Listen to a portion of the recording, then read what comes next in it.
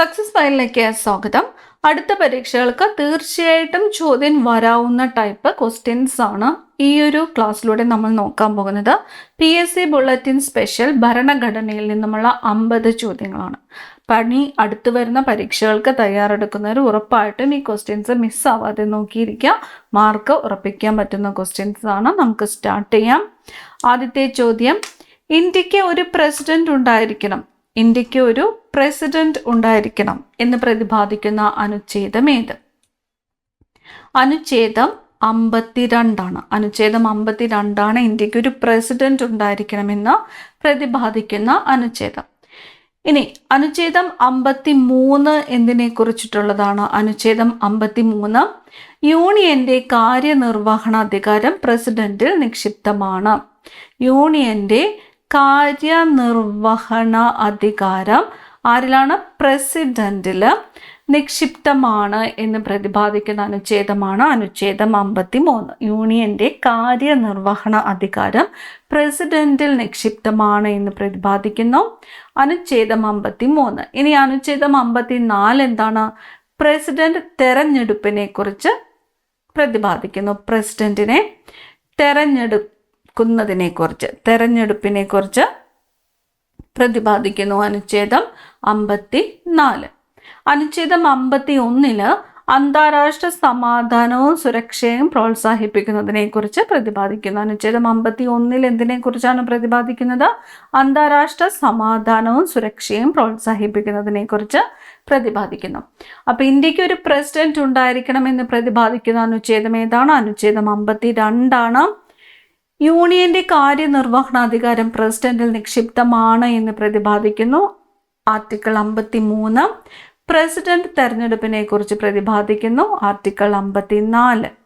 Article 51 അന്താരാഷ്ട്ര സമാധാനവും സുരക്ഷയും പ്രോത്സാഹിപ്പിക്കുന്നതിനെ കുറിച്ച് പ്രതിപാദിക്കുന്നു. അടുത്ത ചോദ്യത്തിലേക്ക് പോകാം. സ്ഥിര കാര്യനിർവഹണ വിഭാഗത്തിൽ ഉൾപ്പെടുന്നത് ആര്? സ്ഥിര കാര്യനിർവഹണ വിഭാഗത്തിൽ ഉൾപ്പെടുന്നത് ആര്? ഉദ്യോഗസ്ഥ വൃന്ദമാണ് സ്ഥിര കാര്യനിർവഹണ വിഭാഗത്തിൽ ഉൾപ്പെടുന്നത്. ആരാണ്? ഉദ്യോഗസ്ഥ വൃന്ദം. താഴെ പറയുന്നവയിൽ ആർട്ടിക്കിൾ 38 ഉൾപ്പെടുന്നവ ഏവ? ആർട്ടിക്കിൾ 38 ഉൾപ്പെടുന്നത് ഏതെല്ലാമാണ്? ഉത്തരം ഓപ്ഷൻ ഡി ആണ്. മുകളിൽ പറഞ്ഞവ എല്ലാം ഏതൊക്കെയാണ്? ജനക്ഷേമം, അസമത്വം ഇല്ലാതാക്കൽ, സാമൂഹിക നീതി.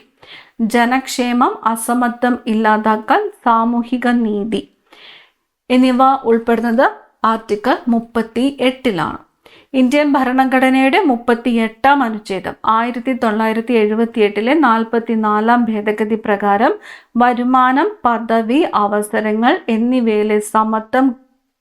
എന്നിവയിലെ അസമത്വം കുറച്ച് സാമൂഹിക, സാമ്പത്തിക, രാഷ്ട്രീയ നീതിയിലൂടെ ഒരു ക്ഷേമ രാഷ്ട്രം ഉറപ്പാക്കാനായിട്ട് സർക്കാരിന് നിർദ്ദേശം നൽകുന്നു. ആർട്ടിക്കിൾ 38 ജനക്ഷേമം, അസമത്വം ഇല്ലാതാക്കൽ, സാമൂഹിക നീതി. അടുത്ത ചോദ്യം, സീനിയർ സിറ്റിസൺ ആക്ട് ബന്ധപ്പെട്ട് താഴെ തന്നിരിക്കുന്നവയെ ചേരുംപടി ചേർക്കുക. സീനിയർ സിറ്റിസൺ ആക്ടുമായിട്ട് ബന്ധപ്പെട്ട് താഴെ തന്നിരിക്കുന്നവയെ ചേരുംപടി ചേർക്കുവാനാണ് പറഞ്ഞിരിക്കുന്നത്. ലെഫ്റ്റ് സൈഡിൽ തന്നിരിക്കുന്നത് ഏതൊക്കെയാണ്? ക്ഷേമം, ബന്ധു, രക്ഷിതാവ്, കുട്ടികൾ. റൈറ്റ് സൈഡിൽ അതുമായിട്ട് ബന്ധപ്പെട്ടുള്ള വകുപ്പുകളാണ് തന്നിരിക്കുന്നത്. നമ്മളോട് ചേരുംപടി ചേർക്കുവാനാണ് പറഞ്ഞിരിക്കുന്നത്. ഉത്തരം വരുന്നത് ഓപ്ഷൻ എ ആണ് ഉത്തരം. ക്ഷേമം ഡി. 2K വകുപ്പ് ഏതാണ്? വകുപ്പ് 2K. ബന്ധു സി. വകുപ്പ് വരുന്നത് 2G ആണ്. ബന്ധു വകുപ്പ് 2G. രക്ഷിതാവ് ബി. 2D ആണ് വകുപ്പ്. കുട്ടികൾ 2A ആണ് വകുപ്പ്. ഇപ്പൊ ക്ഷേമം 2K. ഭക്ഷണം, ആരോഗ്യം, വിനോദം തുടങ്ങിയ അടിസ്ഥാന ആവശ്യങ്ങൾ ഉറപ്പാക്കുന്ന വകുപ്പാണ് 2K. ഇനിയും ബന്ധു 2G ആണ് വരുന്നത്. 2G കുട്ടികളില്ലാത്ത മുതിർന്ന പൗരന്റെ സ്വത്തിന് അവകാശിയായ ഏതൊരു വ്യക്തിയെയും കുറിച്ച് പ്രതിപാദിക്കുന്ന വകുപ്പാണ് 2G. ഇനി രക്ഷിതാവ് ബി ആണ് വരുന്നത്. 2D. അച്ഛൻ അല്ലെങ്കിൽ അമ്മ, അത് ജന്മം നൽകിയവരോ ദത്തെടുത്തവരോ രണ്ടാം അച്ഛനോ അമ്മയോ ആകാം. ഇതിനെക്കുറിച്ച് പ്രതിപാദിക്കുന്ന വകുപ്പാണ് 2D. കുട്ടികൾ 2A ആണ് വരുന്നത്. മകൻ, മകൾ, പേരക്കുട്ടി എന്നിവർ ഇതിൽ ഉൾപ്പെടുന്നു. ഏതാണ് വകുപ്പ്? 2A. അടുത്ത ചോദ്യം, പോക്സോ നിയമം കൈകാര്യം ചെയ്യുന്ന ഉദ്യോഗസ്ഥൻ അറിയപ്പെടുന്നത്. പോക്സോ നിയമം കൈകാര്യം ചെയ്യുന്ന ഉദ്യോഗസ്ഥൻ അറിയപ്പെടുന്നത് child welfare officer, child welfare police officer, child welfare police officer. POCSO നിയമം കൈകാര്യം ചെയ്യുന്ന ഉദ്യോഗസ്ഥൻ അറിയപ്പെടുന്നത് child welfare police officer. Attorney ജനറലിന്റെ കാലാവധി അറ്റോർണി ജനറലിന്റെ കാലാവധി എത്ര എന്നതാണ് ചോദ്യം. അറ്റോർണി ജനറലിന്റെ കാലാവധി. ഇവിടെ ഓപ്ഷൻസ് തന്നിരിക്കുന്നത് ഭരണഘടനയിൽ നിർദ്ദേശിച്ചിട്ടില്ല. പ്രധാനമന്ത്രി തീരുമാനിക്കും. 5 വർഷം, 6 വർഷം. അറ്റോർണി ജനറലിന്റെ കാലാവധി എത്രയാണ്? അറ്റോർണി ജനറലിന്റെ കാലാവധിയെക്കുറിച്ച് ഭരണഘടനയിൽ നിർദ്ദേശിച്ചിട്ടില്ല. അറ്റോർണി ജനറലിന്റെ കാലാവധിയെക്കുറിച്ച് ഭരണഘടനയിൽ നിർദ്ദേശിച്ചിട്ടില്ല എന്നതാണ് ഉത്തരം. അടുത്ത ചോദ്യം, PK തുങ്കൻ കമ്മിറ്റിയുമായി ബന്ധപ്പെട്ട പ്രസ്താവനകൾ ഏവ? ഏത് കമ്മിറ്റിയാണ്? PK Thungon committee. 4 പ്രസ്താവനകളാണ് തന്നിരിക്കുന്നത്. ത്രിതല പഞ്ചായത്ത് സംവിധാനം തുടരണം, വനിതാ സംവരണം നിർബന്ധമാക്കണം, ജില്ലാ പരിഷത്ത് ചീഫ് എക്സിക്യൂട്ടീവ് ഓഫീസറായി ഒരു മന്ത്രിയെ ചുമതലപ്പെടുത്തണം, പഞ്ചായത്ത് രാജ് സമിതികളുടെ കാലാവധി 5 വർഷമാക്കണം. നമ്മളോട് ചോദിച്ചിരിക്കുന്നത് എന്താണ്? PK തുങ്കൻ കമ്മിറ്റിയുമായിട്ട് ബന്ധപ്പെട്ട പ്രസ്താവനകൾ ഏതെല്ലാം എന്നതാണ്. PK തുങ്കൻ കമ്മിറ്റിയുമായിട്ട് ബന്ധപ്പെട്ട പ്രസ്താവനകൾ ഓപ്ഷൻ D ആണ്. 1, 2, 4. ഒന്നാമത്തെയും രണ്ടാമത്തെയും നാലാമത്തെയും പ്രസ്താവനകൾ ശരിയാണ്. PK Thungon committee. ത്രിതല പഞ്ചായത്ത് സംവിധാനം തുടരണം. ത്രിതല പഞ്ചായത്ത് സംവിധാനം തുടരണം. ഏത് കമ്മിറ്റിയാണ്? PK Thungon committee. വനിതാ സംവരണം നിർബന്ധമാക്കണം. വനിതാ സംവരണം നിർബന്ധമാക്കണം. പഞ്ചായത്ത് രാജ് സമിതികളുടെ കാലാവധി 5 വർഷമാക്കണം. പഞ്ചായത്ത് രാജ് സമിതികളുടെ കാലാവധി 5 വർഷമാക്കണം. PK തുങ്കൻ കമ്മിറ്റിയുമായിട്ട് ബന്ധപ്പെട്ട പ്രസ്താവനകൾ: ത്രിതല പഞ്ചായത്ത് സംവിധാനം തുടരണം, വനിതാ സംവരണം നിർബന്ധമാക്കണം, പഞ്ചായത്ത് രാജ് സമിതികളുടെ കാലാവധി 5 വർഷമാക്കണം. അടുത്തത്, ലോകത്താദ്യമായിട്ട് ഉപഭോക്തൃ സംവരണം എന്ന വിഷയത്തെക്കുറിച്ച് പരാമർശിച്ച അമേരിക്കൻ പ്രസിഡന്റ് ആരാണ്? ലോകത്താദ്യമായിട്ട് ഉപഭോക്തൃ സംവരണം എന്ന വിഷയത്തെക്കുറിച്ച് പരാമർശിച്ച American president option B John F കെന്നഡിയാണ്. John F Kennedy. സോളിസിറ്റർ ജനറലിന്റെ ഓഫീസിന്റെ ഭരണഘടനാപരമായ അടിസ്ഥാനം എന്താണ്? സോളിസിറ്റർ ജനറലിന്റെ ഓഫീസിന്റെ ഭരണഘടനാപരമായ അടിസ്ഥാനം ഓപ്ഷൻ എ ആണ് ഉത്തരം. ഭരണഘടനയിൽ നേരിട്ട് പരാമർശിച്ചിട്ടില്ല. സോളിസിറ്റർ ജനറൽ ഭരണഘടനയിൽ നേരിട്ട് പരാമർശിച്ചിട്ടില്ല.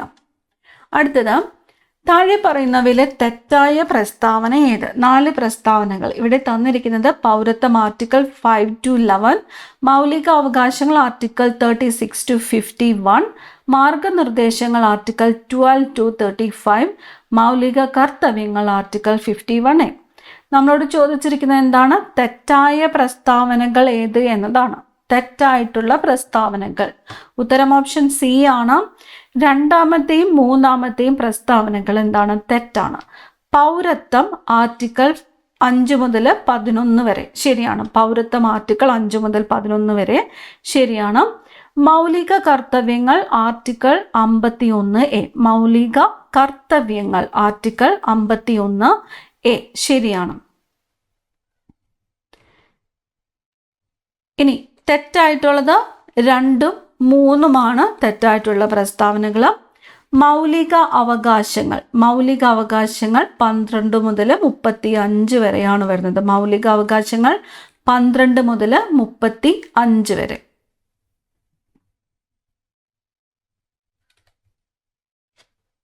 മാർഗനിർദ്ദേശക തത്വങ്ങൾ 36 മുതൽ 51 വരെ. ഇത് രണ്ടും അങ്ങോട്ടും ഇങ്ങോട്ടും മാറ്റിയാണ് തന്നിരിക്കുന്നത്. അപ്പം മാർഗനിർദ്ദേശ തത്വങ്ങൾ വരുന്നത് 36 മുതൽ 51 വരെയാണ്. മൗലിക അവകാശങ്ങൾ വരുന്നത് 12 മുതൽ 35 വരെയാണ്. അപ്പോൾ ഒന്നും കൂടി നോക്കാം. പൗരത്വം ആർട്ടിക്കിൾ ഏതാണ് വരുന്നത്? 5 മുതൽ 11 വരെയാണ്. 5 മുതൽ 11 വരെയാണ് വരുന്നത്. ഏത് ഭാഗത്താണ് എന്ന് ചോദിച്ചാലോ, ഏത് ഭാഗമാണ്? 2-ാം ഭാഗമാണ്. ഭാഗം 2 ആർട്ടിക്കിൾ 5 മുതൽ 11 വരെ പൗരത്വം. ഇനി മൗലിക അവകാശങ്ങൾ ഭാഗം 3 ഭാഗം 3 12 മുതൽ 35 വരെ. മാർഗനിർദ്ദേശക തത്വങ്ങൾ ഭാഗം 4 36 മുതൽ 51 വരെ. ഇനി മൗലിക കർത്തവ്യങ്ങൾ ഭാഗം 4A 51A ആണ്. ഭാഗം 4A 51A. ഇത് മസ്റ്റായിട്ടും നോക്കി വയ്ക്കാം, ചോദ്യം ഉറപ്പാണ്. അടുത്തത്, ഗാർഹിക അതിക്രമണങ്ങളിൽ നിന്നും സ്ത്രീകളെ സംരക്ഷിക്കുന്ന നിയമം 2005 വകുപ്പ് 8 പ്രതിപാദിക്കുന്നത് എന്തിനെ പറ്റിയാണ്? ഗാർഹിക അതിക്രമണങ്ങളിൽ നിന്നും സ്ത്രീകളെ സംരക്ഷിക്കുന്ന നിയമം 2005 വകുപ്പ് 8 പ്രതിപാദിക്കുന്നത് എന്തിനെ പറ്റിയാണ്? പ്രൊട്ടക്ഷൻ ഓഫീസറുടെ നിയമനത്തെക്കുറിച്ചാണ്. പ്രൊട്ടക്ഷൻ ഓഫീസറുടെ നിയമനം. അടുത്ത ചോദ്യം, അഡ്വക്കേറ്റ് ജനറലിന്റെ നിയമനം, രാജി, നീക്കം ചെയ്യൽ എന്നിവയ്ക്ക് ആർക്കാണ് അധികാരം? അഡ്വക്കേറ്റ് ജനറലിന്റെ നിയമനം, രാജി, നീക്കം ചെയ്യൽ എന്നിവയ്ക്ക് അധികാരം ഗവർണർക്കാണ്. അഡ്വക്കേറ്റ് ജനറലിനെ നിയമിക്കുന്നതും രാജി സമർപ്പിക്കേണ്ടതും അഡ്വക്കേറ്റ് ജനറലിനെ നീക്കം ചെയ്യാനും അധികാരമുള്ളത് ആർക്കാണ്? ഗവർണർക്കാണ്. കേന്ദ്ര ഗവൺമെന്റിനും സംസ്ഥാന ഗവൺമെന്റുകൾക്കും നിയമനിർമ്മാണ അധികാരമുള്ള വിഷയങ്ങളുടെ പട്ടിക. കേന്ദ്ര ഗവൺമെന്റിനും സംസ്ഥാന ഗവൺമെന്റുകൾക്കും നിയമനിർമ്മാണ അധികാരമുള്ള വിഷയങ്ങളുടെ പട്ടിക ഏതാണ്? കൺകറന്റ് ലിസ്റ്റ് ആണ്. കൺകറന്റ് ലിസ്റ്റിനാണ് കേന്ദ്ര ഗവൺമെന്റിനും സംസ്ഥാന നിയമങ്ങൾക്കും നിയമനിർമ്മാണ അധികാരമുള്ള പട്ടിക. കൺകറന്റ് ലിസ്റ്റ് ആർക്കൊക്കെയാണ്? കേന്ദ്ര ഗവൺമെന്റിനും സംസ്ഥാന ഗവൺമെന്റുകൾക്കും നിയമനിർമ്മാണ അധികാരമുള്ളത് ഏതാണ്? കൺകറന്റ് ലിസ്റ്റ് ആണ്. Concurrent list. പ്രസിഡന്റ് സ്ഥാനത്തേക്ക് മത്സരിക്കുവാനുള്ള യോഗ്യത എന്ത്? പ്രസിഡന്റ് സ്ഥാനത്തേക്ക് മത്സരിക്കുവാനുള്ള യോഗ്യത 35 വയസ്സ് കഴിഞ്ഞിരിക്കണം. അതുപോലെ ഇന്ത്യൻ പൗരനായിരിക്കണം. പ്രസിഡന്റ് സ്ഥാനത്തേക്ക് മത്സരിക്കുവാനുള്ള യോഗ്യത 35 വയസ്സ് കഴിഞ്ഞിരിക്കണം. ഇന്ത്യൻ പൗരൻ ആയിരിക്കണം. രാഷ്ട്രപതി, ഉപരാഷ്ട്രപതി, പ്രധാനമന്ത്രി എന്നിവർ ഉൾപ്പെടുന്നത്. രാഷ്ട്രപതി, ഉപരാഷ്ട്രപതി, പ്രധാനമന്ത്രി എന്നിവർ ഉൾപ്പെടുന്നത്. കാര്യനിർവഹണം. രാഷ്ട്രപതി, ഉപരാഷ്ട്രപതി, പ്രധാനമന്ത്രി എന്നിവർ ഉൾപ്പെടുന്നത് കാര്യനിർവഹണം. 2019 കൺസ്യൂമർ പ്രൊട്ടക്ഷൻ ആക്ട് അംഗീകരിച്ച രാഷ്ട്രപതി. 2019 കൺസ്യൂമർ പ്രൊട്ടക്ഷൻ ആക്ട് അംഗീകരിച്ച രാഷ്ട്രപതി രാംനാഥ് കോവിന്ദാണ്. 2019 കൺസ്യൂമർ പ്രൊട്ടക്ഷൻ ആക്ട് അംഗീകരിച്ച രാഷ്ട്രപതി Ramnath Kovind. 2019 consumer protection act അംഗീകരിച്ച രാഷ്ട്രപതി ഏതാണ്? രാംനാഥ് കോവിന്ദാണ്. Protection of children from sexual offences act നിലവിൽ വന്നത് എന്ന്? Protection of children from sexual offences act നിലവിൽ വന്നത് എന്നാണ്? 2012 November 14 2012 November 14 protection of children from sexual offences act നിലവിൽ വന്നത്. 2012 നവംബർ 14. ആദ്യ EMS മന്ത്രിസഭയിലെ മന്ത്രിമാരുടെ എണ്ണം എത്രയായിരുന്നു? ആദ്യ EMS മന്ത്രിസഭയിലെ മന്ത്രിമാരുടെ എണ്ണം 11 ആയിരുന്നു. 11. അറ്റോർണി ജനറലിനെ കുറിച്ച് പ്രതിപാദിക്കുന്ന അനുച്ഛേദം ഏത്? അറ്റോർണി ജനറലിനെ കുറിച്ച് പ്രതിപാദിക്കുന്നത് 76. അറ്റോർണി ജനറലിനെ കുറിച്ച് പ്രതിപാദിക്കുന്ന അനുച്ഛേദം ഏതാണ്? അനുച്ഛേദം 76 ആരെക്കുറിച്ചാണ്? അറ്റോർണി ജനറലിനെ കുറിച്ച് പ്രതിപാദിക്കുന്ന അനുച്ഛേദം 76. വിവരങ്ങൾ ജനാധിപത്യത്തിലെ നാണയങ്ങളാണ് ആരുടെ വാക്കുകൾ? വിവരങ്ങൾ ജനാധിപത്യത്തിലെ നാണയങ്ങളാണ് ആരുടെ വാക്കുകൾ? Thomas Jefferson. വിവരങ്ങൾ ജനാധിപത്യത്തിലെ നാണയങ്ങളാണ് ആരുടെ വാക്കുകളാണ്? തോമസ് ജെഫേഴ്സന്റെ വാക്കുകളാണ് ഇവ. Thomas Jefferson. Indian foreign service. Indian foreign service താഴെ പറയുന്നവയിൽ ഏതിൽ ഉൾപ്പെടുന്നു? ഇന്ത്യൻ ഫോറിൻ സർവീസ് ഉൾപ്പെടുന്നത് സെൻട്രൽ സർവീസിലാണ്. സെൻട്രൽ സർവീസിലാണ് ഇന്ത്യൻ ഫോറിൻ സർവീസ് ഉൾപ്പെടുന്നത്. സെൻട്രൽ സർവീസിലാണ് ഇന്ത്യൻ ഫോറിൻ സർവീസ് ഉൾപ്പെടുന്നത്. ഒരു രാഷ്ട്രത്തിനുണ്ടായിരിക്കേണ്ട അടിസ്ഥാന ഘടകങ്ങൾ ഏവ? ഒരു രാഷ്ട്രത്തിനുണ്ടായിരിക്കേണ്ട അടിസ്ഥാന ഘടകങ്ങൾ തന്നിരിക്കുന്നു. ജനങ്ങൾ, ഗവൺമെന്റ്, ഭൂപ്രദേശം, പരമാധികാരം. ഓപ്ഷൻ ബി ആണ് 1, 2, 3, 4 4 കാര്യങ്ങളും ഒരു രാഷ്ട്രത്തിന് വേണ്ടിയിരിക്കുന്ന അടിസ്ഥാന ഘടകങ്ങളാണ്. ഏതൊക്കെയാണ്? ജനങ്ങൾ വേണം, ഗവൺമെന്റ് വേണം, ഭൂപ്രദേശം വേണം, പരമാധികാരം വേണം. ഇന്ത്യയിൽ പോലീസ് സർവീസ് ആരംഭിച്ചതാര്? ഇന്ത്യയിലെ പോലീസ് സർവീസ് ആരംഭിച്ചതാരാണ്? കോൺവാലിസ് പ്രഭുവാണ്. ഇന്ത്യയിൽ പോലീസ് സർവീസ് ആരംഭിച്ചത് കോൺവാലിസ് പ്രഭു. മുഖ്യമന്ത്രിയും മറ്റു മന്ത്രിമാരെയും നിയമിക്കുന്നത് ഗവർണറാണെന്ന് പ്രതിപാദിക്കുന്ന ആർട്ടിക്കിൾ ഏത്? മുഖ്യമന്ത്രിയെയും മറ്റു മന്ത്രിമാരെയും നിയമിക്കുന്നത് ഗവർണറാണ് എന്ന് പ്രതിപാദിക്കുന്ന ആർട്ടിക്കിൾ ഏത്? മുഖ്യമന്ത്രിയെയും മറ്റു മന്ത്രിമാരെയും നിയമിക്കുന്നത് ഗവർണറാണ് എന്ന് പ്രതിപാദിക്കുന്നത് ആർട്ടിക്കിൾ 164 ആർട്ടിക്കിൾ 164. അടുത്ത ചോദ്യം, കേരളത്തിലെ ആദ്യ നിയമസഭ നിലവിൽ വന്നപ്പോഴും പിരിച്ചുവിട്ടപ്പോഴുമുള്ള ഗവർണർ ആര്? കേരളത്തിൽ ആദ്യത്തെ നിയമസഭ നിലവിൽ വന്നപ്പോഴും അതുപോലെ പിരിച്ചുവിട്ടപ്പോഴുമുള്ള ഗവർണർ ആരാണ്? ബി രാമകൃഷ്ണ റാവു. കേരളത്തിൽ ആദ്യത്തെ നിയമസഭ നിലവിൽ വന്നപ്പോഴും പിരിച്ചുവിട്ടപ്പോഴുമുള്ള ഗവർണർ ബി രാമകൃഷ്ണ റാവു ആണ്. അടുത്ത ചോദ്യം, ഇന്ത്യൻ ഭരണഘടന എഴുതി തയ്യാറാക്കിയത്. ഉത്തരം വരുന്നത് ഓപ്ഷൻ ബി ആണ്. ഭരണഘടന നിർമ്മാണ സഭ. Doctor B R Ambedkar drafting കമ്മിറ്റിയുടെ ചെയർമാൻ ആയിരുന്നു. ഭരണഘടന ഔദ്യോഗികമായിട്ട് ചർച്ച ചെയ്തും ഭേദഗതികൾ വരുത്തിയും അംഗീകരിച്ചത് ഭരണഘടനാ നിർമ്മാണ സഭയാണ്. ഇനി ഇന്ത്യൻ ഭരണഘടനയുടെ യഥാർത്ഥ കയ്യെഴുത്തു പ്രതി തയ്യാറാക്കിയത് ആര് എന്ന് ചോദിച്ചാൽ പ്രേം ബിഹാരി നരേൻ റായ്സാദയാണ് ഇന്ത്യൻ ഭരണഘടനയുടെ യഥാർത്ഥ കയ്യെഴുത്തു പ്രതി തയ്യാറാക്കിയത്. പ്രേം ബിഹാരി നരേൻ റായ്സാദ. അടുത്ത ചോദ്യം, തന്നിരിക്കുന്നവയിൽ നിന്നും ഓർഡിനൻസുമായി ബന്ധപ്പെട്ട ശരിയായ പ്രസ്താവനകൾ കണ്ടെത്തുക. ഓർഡിനൻസുമായിട്ട് ബന്ധപ്പെട്ട് ശരിയായ പ്രസ്താവന. ഗവർണർ ഓർഡിനൻസ് പുറപ്പെടുവിക്കുന്നതുമായി ബന്ധപ്പെട്ട അനുച്ഛേദം 213. ഓർഡിനൻസ് നികുതി നിയമത്തിൽ ഭേദഗതി വരുത്താൻ സാധിക്കില്ല. 6 മാസമാണ് ഒരു ഓർഡിനൻസിന്റെ കാലാവധിക്ക് മുമ്പ് ഓർഡിനൻസ് പിൻവലിക്കുവാനുള്ള അധികാരം നിക്ഷിപ്തമായിരിക്കുന്നത് പ്രസിഡന്റിൽ ആണ്.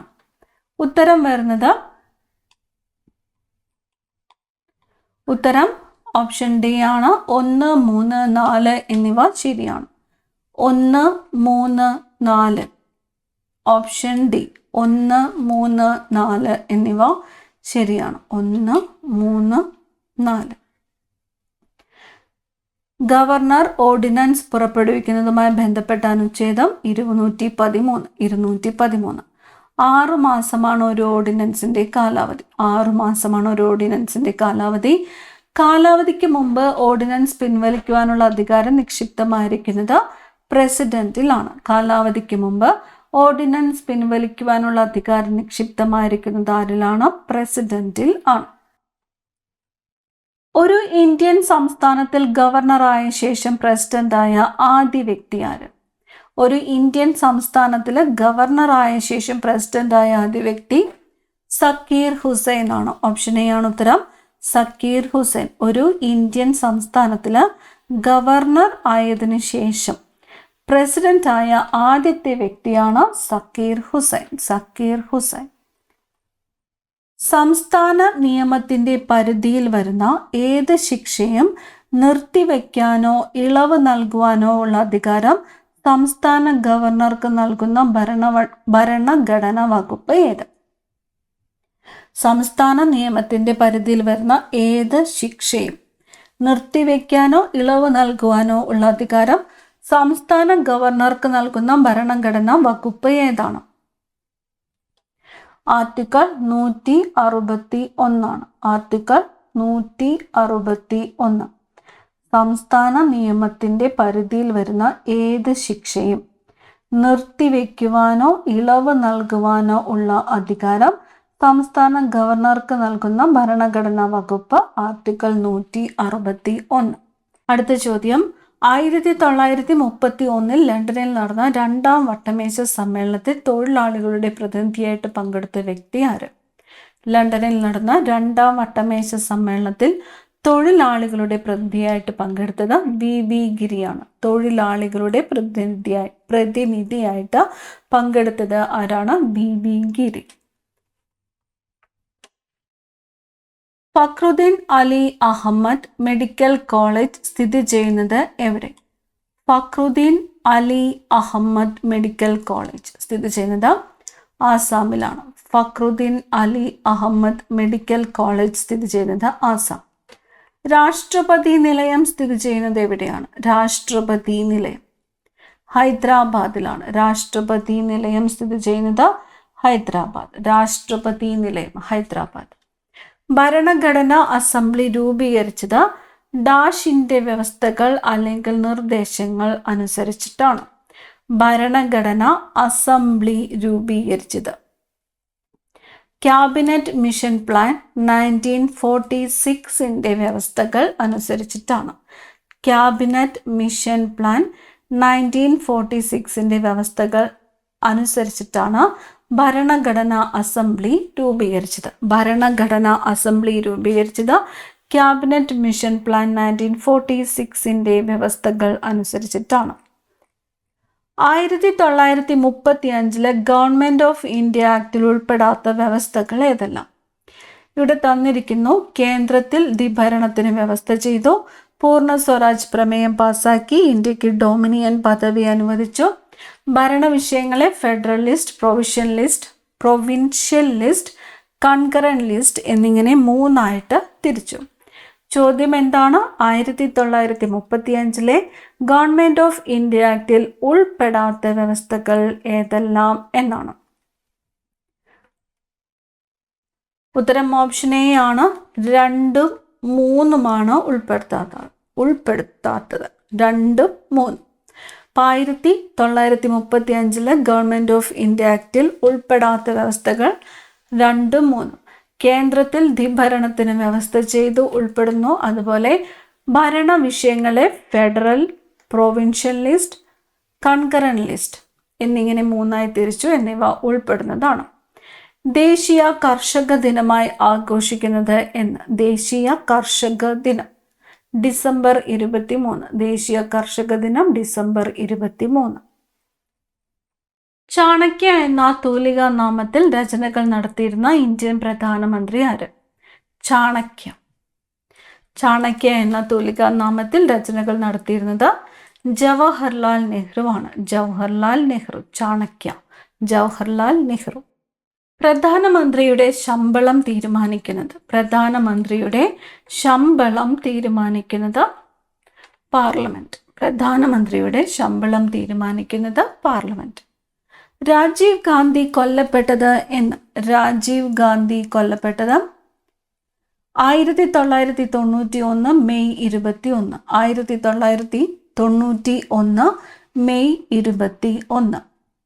ഇന്ത്യൻ പാർലമെന്റിന്റെ പിൻകോഡ് എത്ര? ഇന്ത്യൻ പാർലമെന്റിന്റെ പിൻകോഡ് ഓപ്ഷൻ സി ആണ് 110001. 110001 എന്നതാണ് ഇന്ത്യൻ പാർലമെന്റിന്റെ പിൻകോഡ്. വിവരാവകാശ നിയമം 2005 പ്രകാരം വിവരം ചോദിക്കേണ്ട രീതിയിൽ ഉൾപ്പെടുന്നവ ഏതെല്ലാം? ഇംഗ്ലീഷ്, ഹിന്ദി അല്ലെങ്കിൽ പ്രാദേശികമായ ഔദ്യോഗിക ഭാഷയിൽ ചോദ്യങ്ങൾ ചോദിക്കാം. അപേക്ഷ ഒരു വെള്ളക്കടലാസിൽ എഴുതി നൽകിയാൽ മതിയാകും. അപേക്ഷ നൽകിയതിൻ്റെ കാരണം അപേക്ഷകനോട് ചോദിക്കാം. അപേക്ഷകനുമായി ആശയവിനിമയം നടത്തുന്നതിന് മേൽവിലാസം ആവശ്യപ്പെടാം. വിവരാവകാശം 2005 പ്രകാരം വിവരം ചോദിക്കേണ്ട രീതിയിൽ ഉൾപ്പെടുന്നവ ഏതെല്ലാം എന്നതാണ് ചോദ്യം. ഉത്തരം ഓപ്ഷൻ എ ആണ്. 3 മാത്രം തെറ്റ്. 3 മാത്രം. 1993 മനുഷ്യാവകാശ നിയമം ഭേദഗതി ചെയ്ത വർഷങ്ങൾ ഏതൊക്കെ? 1993 മനുഷ്യാവകാശ നിയമം ഭേദഗതി ചെയ്ത വർഷങ്ങൾ 2006, 2019. 2006, 2019. ജനാധിപത്യത്തെക്കുറിച്ചുള്ള എൻ്റെ സങ്കല്പം അതിന് കീഴിൽ ഏറ്റവും ദുർബലനും ശക്തനും തുല്യമായ അവസരം ഉണ്ടാകണം എന്നതാണ്. ആരുടെ വാക്കുകൾ? മഹാത്മാഗാന്ധിയുടെ വാക്കുകളാണ്. ജനാധിപത്യത്തെക്കുറിച്ചുള്ള എൻ്റെ സങ്കല്പം അതിനു കീഴിൽ ഏറ്റവും ദുർബലനും ശക്തനും തുല്യമായ അവസരം ഉണ്ടാകണം എന്നതാണ്. ആരുടെ വാക്കുകളാണ്? മഹാത്മാഗാന്ധിയുടെ വാക്കുകളാണ്. ഭരണഘടനാ ഭേദഗതിയുമായി ബന്ധപ്പെട്ട് താഴെ പറയുന്നവയിൽ തെറ്റായ പ്രസ്താവന ഏത്? ഭേദഗതി ചെയ്യുവാനുള്ള അധികാരം പൂർണ്ണമായും പ്രസിഡന്റിനാണ്. ഭേദഗതി ചെയ്യുവാനുള്ള അധികാരം പൂർണ്ണമായും രാജ്യസഭയ്ക്കാണ്. ഭേദഗതി ചെയ്യാനുള്ള അധികാരം മന്ത്രിസഭയ്ക്കാണ്. തെറ്റായ പ്രസ്താവന ഏതെന്നാണ് ചോദ്യം. ഉത്തരം ഓപ്ഷൻ ഡി ആണ്. 1, 2, 3. 3 പ്രസ്താവനകളും തെറ്റാണ്. ഭരണഘടന ഭേദഗതി ചെയ്യുവാനുള്ള അധികാരം ഇന്ത്യൻ പാർലമെന്റിനാണ്. Indian parliament. ഇന്ത്യയുടെ 11ാമത്തെ രാഷ്ട്രപതി. ഇന്ത്യയുടെ 11ാമത്തെ രാഷ്ട്രപതി APJ അബ്ദുൽ കലാം. APJ അബ്ദുൽ കലാം. ലോകത്തിലെ ഏറ്റവും വലിയ ജനാധിപത്യ രാജ്യം ഇന്ത്യയാണ്. ലോകത്തിലെ ഏറ്റവും വലിയ ജനാധിപത്യ രാജ്യം ഏതാണ്? ഇന്ത്യ. ഗാർഹിക അതിക്രമണങ്ങളിൽ നിന്നും സ്ത്രീകളെ സംരക്ഷിക്കുന്ന നിയമം 2005 ഉൾപ്പെടുന്നവ തിരഞ്ഞെടുക്കുക. അഭയ മന്ദിരങ്ങളെ കുറിച്ച് പ്രതിപാദിക്കുന്ന വകുപ്പാണ് 6. പരാതിക്കാരിക്കുള്ള ചികിത്സാ സഹായങ്ങളെ കുറിച്ച് പ്രതിപാദിക്കുന്ന വകുപ്പാണ് 7. ആകെ അധ്യായങ്ങളുടെ എണ്ണം 5. ആകെ വകുപ്പുകളുടെ എണ്ണം 37. ചോദ്യം എന്താണ്? ഗാർഹിക അതിക്രമണങ്ങളിൽ നിന്നും സ്ത്രീകളെ സംരക്ഷിക്കുന്ന നിയമം 2005 ഉൾപ്പെടുന്നവ തിരഞ്ഞെടുക്കുവാനാണ് പറഞ്ഞിരിക്കുന്നത്. ഉത്തരം വരുന്നത് ഓപ്ഷൻ ഡി ആണ്. എല്ലാം ശരി. ഓപ്ഷൻ ഡി എല്ലാം ശരി. അഭയ മന്ദിരങ്ങളെ കുറിച്ച് പ്രതിപാദിക്കുന്ന വകുപ്പ് 6. പരാതിക്കാരിക്കുള്ള ചികിത്സാ സഹായങ്ങളെ കുറിച്ച് പ്രതിപാദിക്കുന്നത് 7. ആകെ അധ്യായങ്ങളുടെ എണ്ണം 5. ആകെ വകുപ്പുകളുടെ എണ്ണം 37. 1ാം കേരള നിയമസഭയുടെ പ്രത്യേകതകളിൽ ഉൾപ്പെടാത്തവ ഏതൊക്കെ? ഇന്ത്യയിലെ ആദ്യ കമ്മ്യൂണിസ്റ്റ് സർക്കാർ, ഏഷ്യയിലെ ആദ്യത്തെ കമ്മ്യൂണിസ്റ്റ് സർക്കാർ, ലോകത്തിലെ 2ാമത്തെ കമ്മ്യൂണിസ്റ്റ് സർക്കാർ. ഉൾപ്പെടാത്തവയാണ് ചോദിച്ചിരിക്കുന്നത്. ഉത്തരം ഓപ്ഷൻ സി ആണ്. എല്ലാം ഉൾപ്പെടും.